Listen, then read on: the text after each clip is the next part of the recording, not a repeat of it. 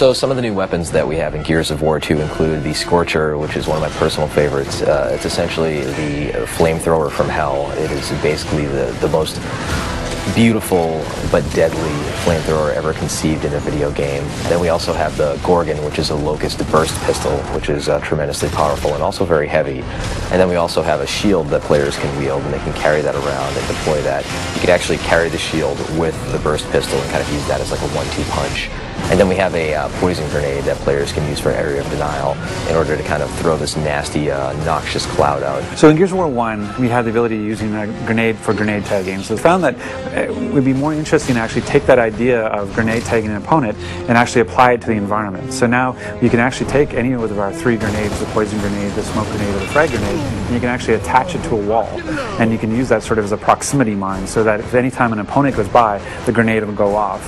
One of the cool things in Gears 2 now as well is we added this concussive force to a smoke grenade, so you can actually knock somebody down and disorient them briefly with a smoke grenade. It's a great new addition to the gameplay. One of the features of Gears of War 2 is this idea of portable cover.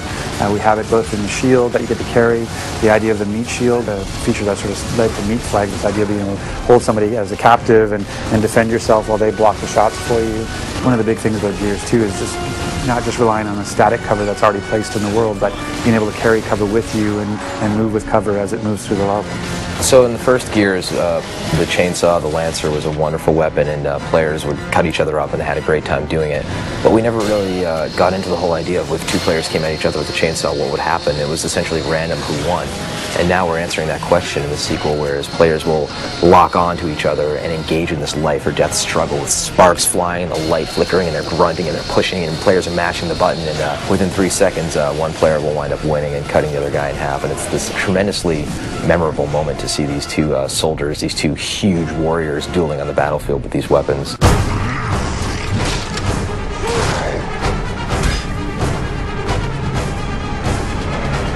In Gears 2, when you knock somebody down but not out, first of all, they can try and crawl away from you.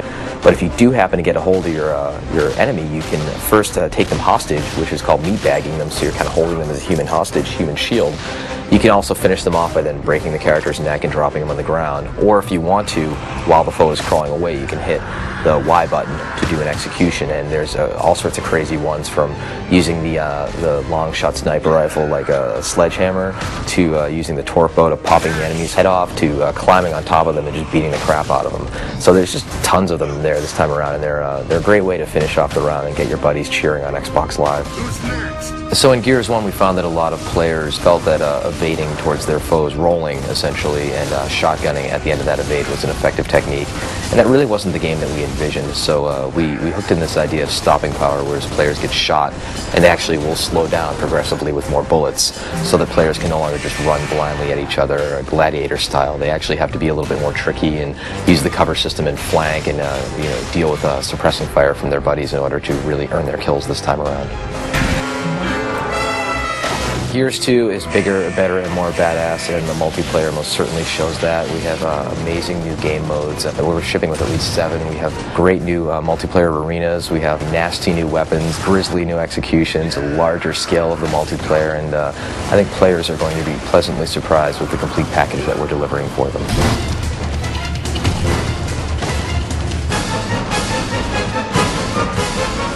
Thanks for checking out this exclusive look at Gears of War 2's new multiplayer features. Looking forward to seeing you guys this winter on Xbox Live.